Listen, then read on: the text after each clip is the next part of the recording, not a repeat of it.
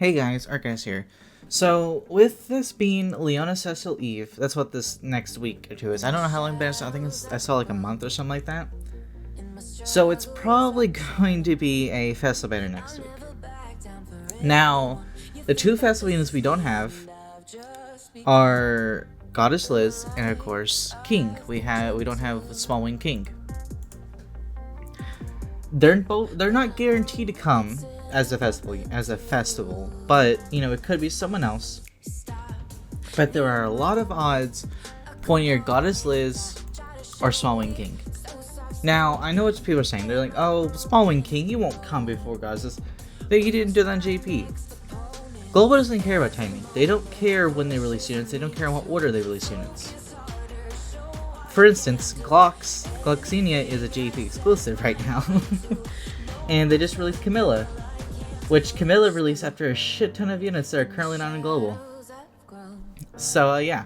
So I just want to talk about both units and if you should summon.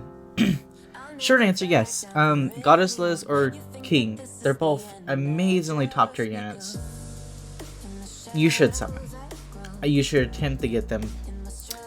Now, with Goddess Liz, she's the absolute worst unit to ever come in the game. Not like she's a bad unit, because she's literally top tier. She's in the top 5 units in the game. But she's a bad unit in the terms of toxicity. Like, you thought, okay, remember in the terms of King Rooms here, right? And everyone was like, oh, King Room's bad, and all this, right? Because King Room was always double petrifying units. Now, Goddess Liz is a whole lot worse. So, number 1, her first card, the stun card, prohibits all actions. It's a single target stun card. Her second card is a shield that over all enemies, and no bonus damage applied, no pierce, no crit. Those are the main 2. No charge. Whatever the defense one is. I'm pretty sure charge resistance. Where the resistance and defense, special attack effects, none of those apply against her. Only thing that does is Rupture. Rupture is the only one that applies when he have the shield up. Her passive is when one time per battle, if an ally is going to die, completely revive them and recover the health up to the health they had before they died. Really, really good passive, really, really good 2 cards. Her ultimate is heal all health of allies equal to 30% of max health, and then reflects 40% of the damage taken, and it heals for 50% of the damage reflected for 2 turns. Really, really good. And if say you get her 6 out of 6, it reflects 120% of max damage. So let's say you have a Lost Vein. That Lost Vein does 60,000 per person, right? Well, the entire 60,000, it should be 72,000 if it's 120%. So 72,000 is damage going to be reflected back onto you, and that's what you're going to take. But, if you do Lost Vein Note and, the ultimate's up, the reflects up, it's going to do for each individual person going back on you, not just as a total. It's going to hurt a lot. It's going to kill your Lost Vein. King. Festival King. Really, really good unit. Also, top tier, top 5 units in the game. Also, both Goddess Liz and the King teams are top 3 to 4 teams in the game as well in JP. Amazing teams. First card is a single target, and it's a DOT. DOT is damage over time. It releases 80% of damage over time damage. This hits insanely hard when you have Shock, Poison, and Bleed on all 3 of them on there.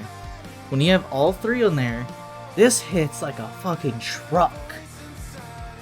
I'm talking insanely strong. His second card allows him to, it's an AoE poison card, so you already can get one of these right here, and one for his passive. His passive is, it nullifies the cleansing effect on recovery skills of enemies with 2 or more poison, bleed, shock, or corrosion effects. So if you have either poison and bleed, poison and shock, or poison crit, it nullifies the cleansing effect on recovery skills. So King's Purify card, all the healing Liz's cards, those type of cards won't work. Lilia's card. Lilia's cleansing effect don't work either. If there are 3 or more of those debuffs, the enemy's ultimate gauge is decreased by 1 at the end of your turn, until they get those 3 debuffs off. His ultimate, this hits like a truck, by the way. Inflicts damage equal to 300% of attack on all enemies, applies Abyss effect on the hero, and receives 50% less damage for 2 turns. Abyss. So what happens is, it uses the ultimate, right? And then the following turn afterwards, once it hits their turn, they take an extra 30% of damage compared to the damage they got dealt. So let's say that you do 60k, right? Well, 60k right there, and then when it goes to their turn, they're gonna get hit with 30%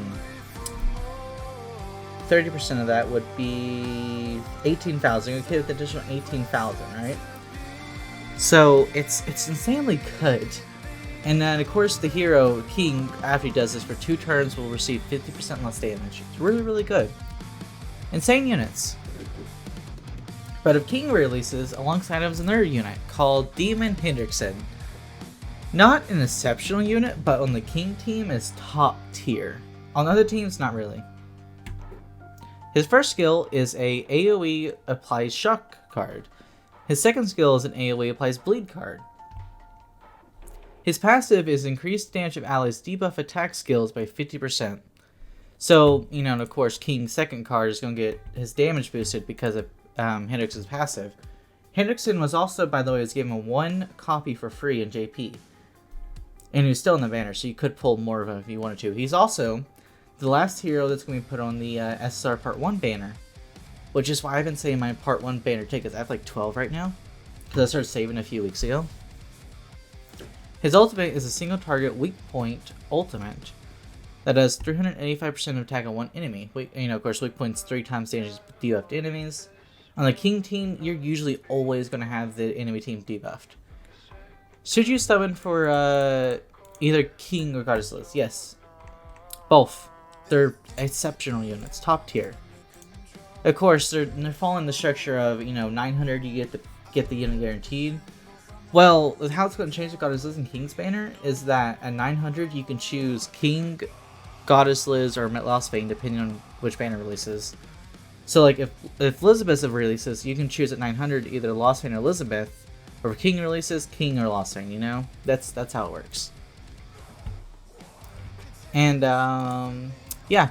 I want to say that I'm pretty sure I remember strictly, King, when he released his banner, he did have rate up. Compared to the other, the other festival banners, they didn't have rate up. But King's banner on GP did have him at rate up, which is really good.